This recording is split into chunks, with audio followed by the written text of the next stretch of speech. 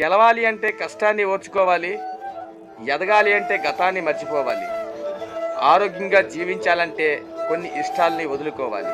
మన కళ్ళల్లో కష్టాన్ని, మాటల్లో ఇష్టాన్ని తెలుసుకున్నవారే నిజమైన ఆత్మీయులు, స్నేహితులు. నిజమే కదా? ఇప్పుడున్న సమాజంలో మనస్ఫూర్తిగా మాట్లాడే వాళ్ళకంటే ముసుగేసుకొని మాట్లాడిన వాళ్ళే ఎక్కువగా ఉన్నారు. జాగ్రత్త మిత్రమా. సొంత ఇంటి విలువ అద్దె కట్టినప్పుడు తెలుస్తుంది, అన్నం విలువ ఆకలేసినప్పుడు తెలుస్తుంది, అలాగే డబ్బు విలువ ఉద్యోగం లేనప్పుడు తెలుస్తుంది, ప్రేమ విలువ విడిపోయినప్పుడు తెలుస్తుంది, మనిషి విలువ దూరం అయినప్పుడు తెలుస్తుంది. అందుకే అన్నీ ఉన్నప్పుడు దాని విలువ తెలుసుకోండి. వీడియో నచ్చితే లైక్ చేయండి. కాలం మనిషికి విజయవంతం ఎప్పుడు చేయదు. సమయం కరెక్ట్గా ఉపయోగించుకుంటే విజయం లభిస్తుంది. నిజమే కదా?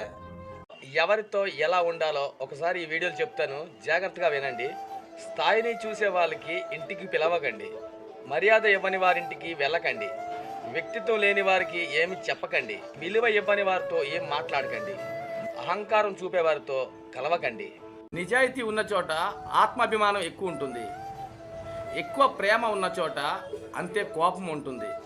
వారి నీ మీద కోపపడుతున్నారంటే అది వారి హక్కు అనుకో, అంతే తప్ప తిరిగి కోపడకు. నువ్వు కూడా కోపడితే ఆ ప్రేమకి అర్థమేముంది? వారి ప్రేమ కావాలని తపన ఉన్నప్పుడు వారి కోపాన్ని కూడా స్వీకరించగలగాలి. అది నిజమైన ప్రేమ. జీవితం పారే నది లాంటిది. నీరు అలాగే ఆగిపోతే మురికిగా మారిపోతున్నాయి. మన లైఫ్ కూడా అంతే. దూరమైన వాళ్ళ గురించి ఆలోచించి కూర్చుంటే మన లైఫ్ కూడా అలాగే ఆగిపోతుంది. కాబట్టి గతం కథ అయిపోయిన దాని గురించి ఆలోచించకండి. ముందు ముందు ఏం చేయాలో దానికోసమే ఆలోచించండి. లైఫ్ ఖచ్చితంగా హ్యాపీగా సాగుతుంది.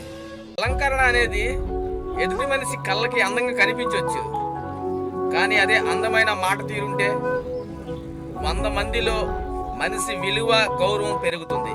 అక్కడ కనిపిస్తున్న ఆ పండును చూసి మనం ఒకటి నేర్చుకోవాలి. తప్పుడు వ్యక్తితో తిరగడం కన్నా ఒంటరిగా తిరగడం చాలా మంచిది.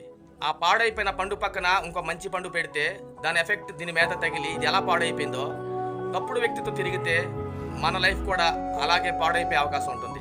కొందరు మనుషులు బంధం బాగున్నప్పుడు అందరి విషయాలు నీకు చెబుతారు, అదే బంధం చెడినప్పుడు నీ విషయాలు అందరికీ చెబుతారు. ఇది 100% సత్యం. ఓసర వెళ్ళి ఆపదలో మాత్రమే రంగులు మారుస్తుంది, కానీ కొందరు మనుషులు అవసరాన్ని బట్టి రంగులు మారుస్తారు. జాగ్రత్త మిత్రమా. అప్పటి రోజుల్లో గుణాన్ని చూసి గౌరవం ఇచ్చేవారు, కానీ ఇప్పుడున్న సమాజం ప్రకారం డబ్బుంటే మాత్రమే నీకు గుర్తింపు, గౌరవం వస్తుంది. నిజమే కదా? మనిషి అందంగా ఉంటే సరిపోదు, మనసు అందంగా ఉండాలి. చదువు గొప్పగా ఉంటే సరిపోదు, చక్కటి సంస్కారం ఉండాలి. అప్పుడే సమాజంలో 10 మందిలో మనకి గౌరవం దక్కుతుంది. శత్రువులు అంటే ప్రత్యేకంగా ఉండరు. గతంలో మనతో స్నేహితులుగా ఉన్నవారే, మన దగ్గర సహాయం పొందిన వారే మనకి శత్రువుగా తయారవుతారు. నిజమే కదా? మనకి ఏదైనా సమస్య వచ్చినప్పుడు ఆ సమస్య తీర్చమని దేవుడికి వేడుకోవడం కన్నా ఆ సమస్యకి ఎదుర్కొనే శక్తిని ప్రసాదించు అని వేడుకోవడం బెటర్ కదా?